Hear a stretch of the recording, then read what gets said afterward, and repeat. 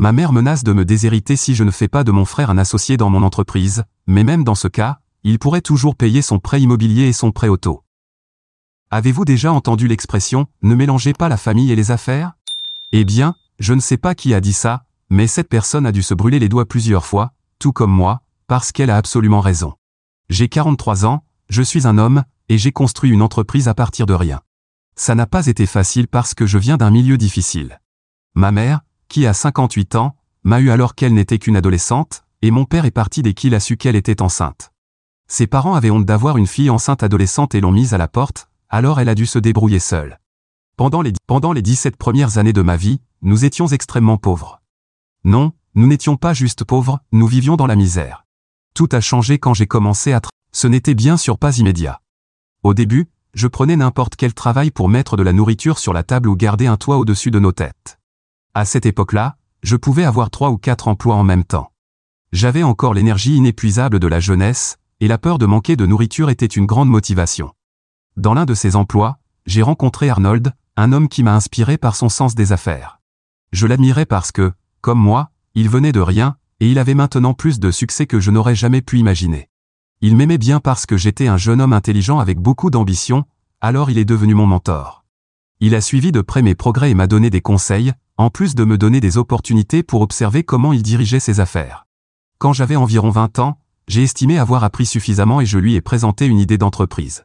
Arnold a cru en moi et en mon idée et a décidé d'investir dans mon entreprise.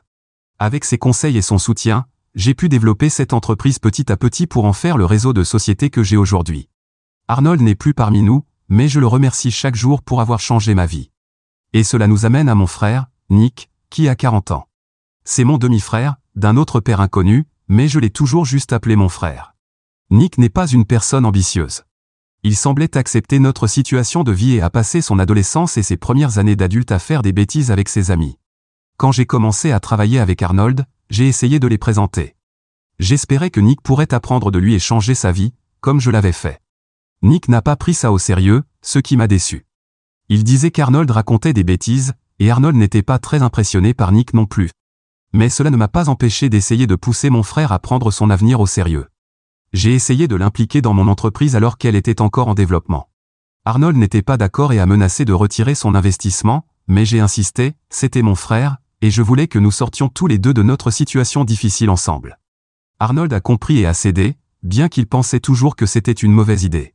Nick a travaillé exactement un jour puis a disparu quand il a réalisé qu'il ne recevrait pas de salaire. Je lui ai expliqué qu'il gagnerait avec les bénéfices, mais il a dit qu'il préférait la certitude d'un chèque de paie. Après cela, il est retourné à son travail dans une usine locale, et aucune tentative pour le convaincre n'a changé son avis. Pourquoi est-ce que je parle de ces histoires vieilles de presque 30 ans ? Parce qu'elles sont le contexte de ce qui s'est passé il y a quelques jours. Ma mère m'a demandé de venir la voir et m'a dit que Nicky, comme elle l'appelle, n'allait pas bien. Il avait des difficultés financières et avait récemment emménagé chez elle. Je n'étais pas surpris, Nick avait toujours des moments difficiles et retournait toujours chez maman dans ces moments-là. Je m'attendais à ce qu'elle demande de l'argent pour l'aider, comme d'habitude. Mais ce qu'elle a dit ensuite m'a laissé sans voix. Elle m'a parlé des difficultés de Nick à garder un emploi stable, ce que je savais déjà très bien. Puis elle m'a demandé de faire de lui un associé dans mon entreprise. Au début, je n'ai pas cru avoir bien entendu. Elle a dit que les emplois que je lui avais donnés dans le passé étaient trop bas pour lui, c'est pourquoi il ne restait jamais. Selon elle, c'était embarrassant que le frère du fondateur travaille comme simple manager. Dieu sait que j'ai essayé d'aider Nick d'innombrables fois. Je lui ai offert des emplois dans mes entreprises et même proposé de le former pour un poste de manager, avec la promesse qu'il pourrait évoluer au fur et à mesure qu'il gagnerait en expérience. Chaque fois, il travaillait quelques jours puis disparaissait sans un mot. Finalement, j'ai juste arrêté d'essayer. On ne peut pas sauver quelqu'un qui ne veut pas être sauvé. J'ai expliqué que je ne pouvais pas simplement lui donner un poste élevé d'un coup. Il manquait de rigueur au travail et n'était pas qualifié. J'étais prêt à le laisser commencer au bas de l'échelle et à le promouvoir au fur et à mesure qu'il prouvait ses compétences, mais faire de lui un associé était hors de question. J'avais passé plus de 20 ans à bâtir cette entreprise à partir de rien, je n'allais pas céder une part de la propriété de mon entreprise à lui. Mais c'est ton frère, m'a dit ma mère, comme si cela signifiait qu'il avait droit à des décennies de mon dur labeur. J'ai répondu que oui, c'était mon frère, et je tenais à lui, c'est pourquoi j'avais essayé de l'impliquer dans l'entreprise à ses débuts. C'est pour cela que je lui avais donné tant d'opportunités, qu'il avait gâché à chaque fois. J'avais fini de lui donner des chances. J'ai demandé combien d'argent il avait besoin, et ma mère m'a interrompu en disant « Nous ne voulons pas de tes aumônes ».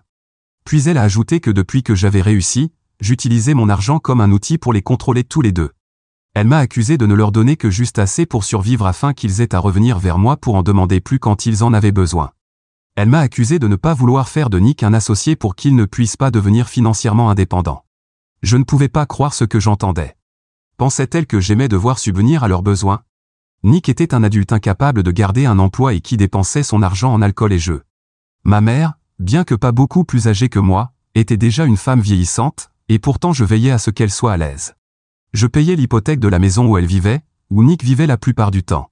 Je m'occupais aussi de son prêt automobile et je lui envoyais de l'argent chaque mois pour ses besoins et ses factures. Cela se traduisait souvent par des milliers de dollars par mois juste pour la rendre heureuse. Je n'essayais pas de contrôler qui que ce soit, je voulais juste les aider. Je lui ai dit que j'avais été plus que généreux. Je ne cherchais à contrôler personne, et j'avais déjà donné à Nick plus que suffisamment d'opportunités, et chaque fois il les avait rejetées. J'ai expliqué que je ne dirigeais pas un simple stand de hot dog. Je gérais une entreprise avec des filiales à travers tout le pays. Faire de Nick un associé ne l'aiderait pas, ni mon entreprise. Avec son manque de connaissances et d'expérience, il détruirait mon entreprise, ruinant non seulement mon travail acharné mais aussi les moyens de subsistance de nombreux employés qui dépendaient de moi. Ce serait la pire décision commerciale que je puisse prendre. Ma mère m'a lancé un regard que je n'avais pas vu depuis mon enfance. Elle a dit, la famille est ce qui compte le plus, mais toi, tu te soucies davantage des employés qui n'ont rien à voir avec toi.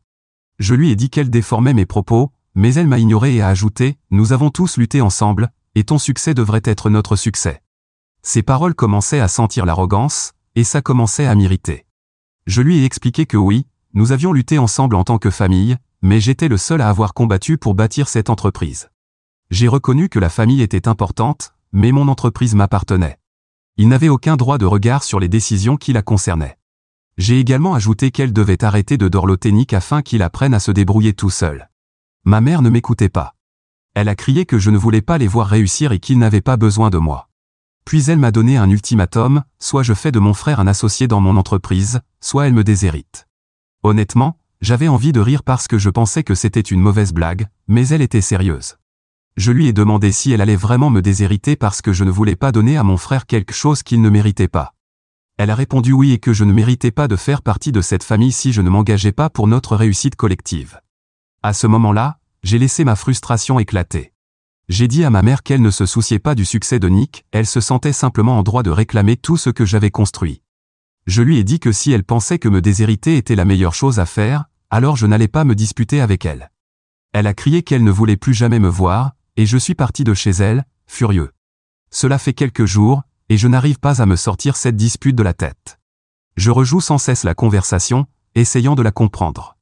Le sentiment d'ingratitude et d'arrogance m'a tout simplement submergé. Est-ce que je n'avais vraiment pas fait assez pour mon frère? J'ai travaillé dur pour arriver là où je suis, pour sortir toute notre famille de la pauvreté, et au lieu d'être fiers de moi, ils essaient de profiter de mon succès. C'est trop à digérer pour l'instant, alors j'ai décidé de tout écrire. J'espérais que mettre ce bazar en mots m'apporterait une certaine perspective, mais je suis aussi confus et blessé qu'avant. Mise à jour 1. Je n'ai pas pris de décision précipitée sur la manière de gérer la situation avec ma mère et mon frère. J'ai toujours eu un principe, tant dans les affaires que dans ma vie personnelle, ne jamais prendre de décisions importantes lorsque je suis émotionnellement affecté. Jusqu'à présent, cela a toujours fonctionné pour moi, et j'étais sûr que cela ne me ferait pas défaut cette fois-ci. Je pense qu'il m'a fallu environ une semaine pour réaliser que je ne pouvais pas totalement me détacher de mes émotions dans cette décision. Cela impliquait ma famille, et on ne peut jamais vraiment séparer les émotions lorsqu'il s'agit d'eux. Alors, j'ai fait quelque chose que je fais rarement, j'ai demandé conseil à un ami de confiance. Lui aussi possède une entreprise et avait traversé des situations familiales compliquées il y a quelques années. J'ai pensé qu'il pourrait me donner un avis objectif.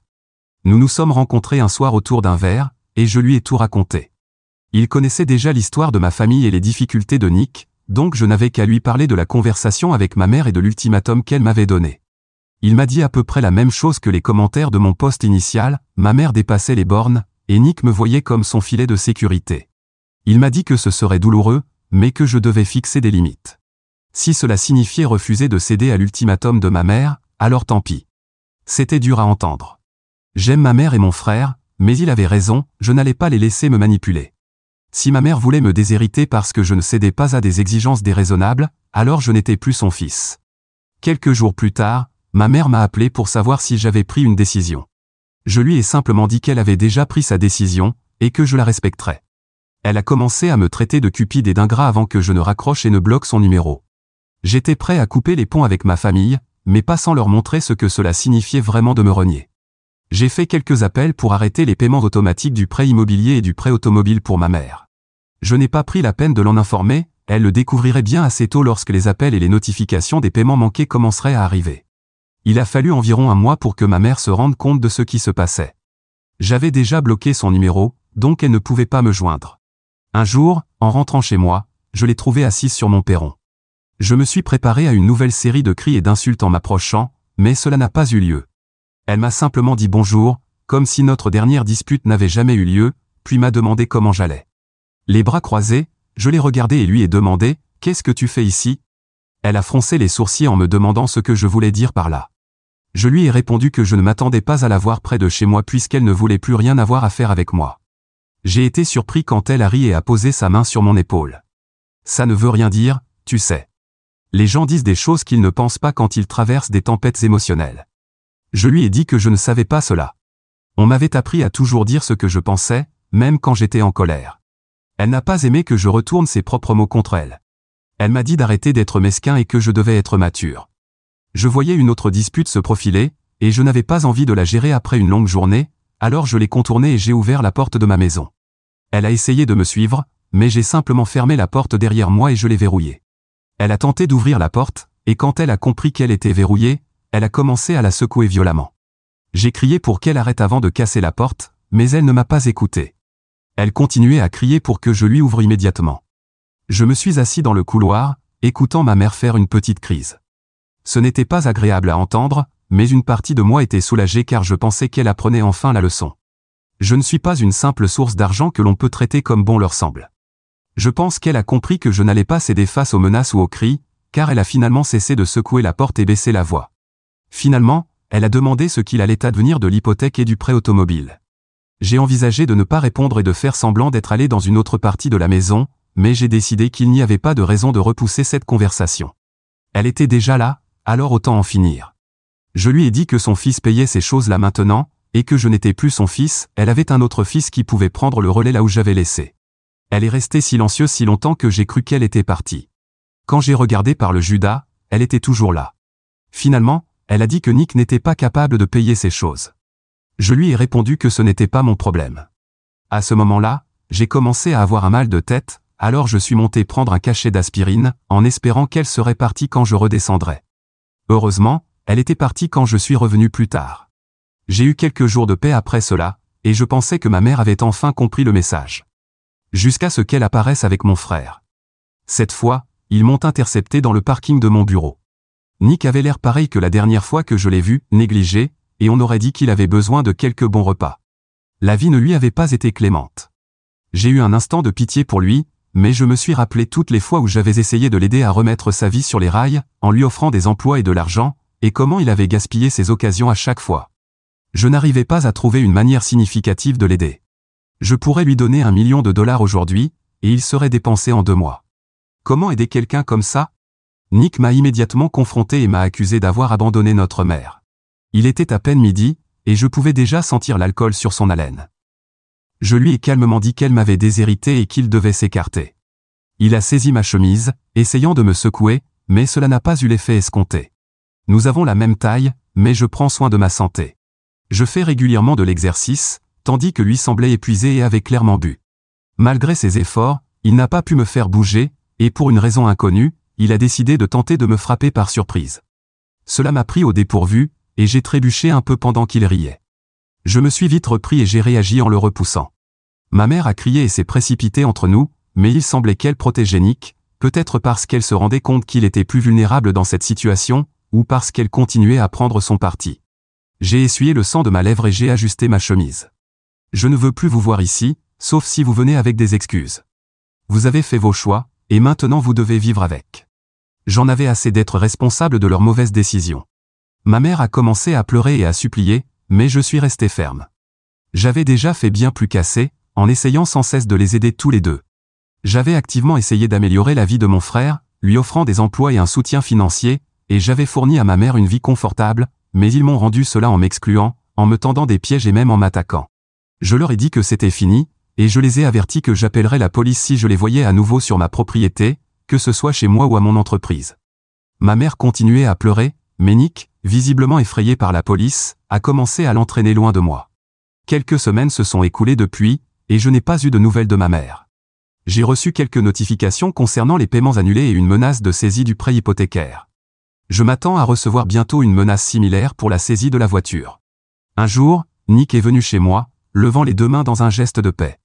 J'ai décidé de ne pas appeler la police tout de suite et d'écouter ce qu'il avait à dire. Il avait l'air mieux que la dernière fois que je l'ai vu, sobre, et il semblait faire un effort pour prendre mieux soin de lui, bien qu'il ait toujours l'air fatigué et misérable. Il n'a pas supplié de pardon ou quoi que ce soit de ce genre. Il a simplement dit qu'il avait peur que notre mère finisse à la rue lorsque la maison serait saisie. Je lui ai dit que je n'allais pas changer d'avis. À ma grande surprise, il a dit qu'il comprenait et m'a seulement demandé de l'aider à lui trouver un endroit où vivre une fois qu'elle serait évincée. Je lui ai dit que je paierais 6 mois de loyer pour un petit appartement pour elle, mais qu'après cela, ils seraient livrés à eux-mêmes. Une partie de moi s'est senti faible d'offrir même cette aide, mais je me suis rappelé que ce serait le dernier type de soutien qu'il recevrait de ma part et que cela serait offert entièrement selon mes conditions.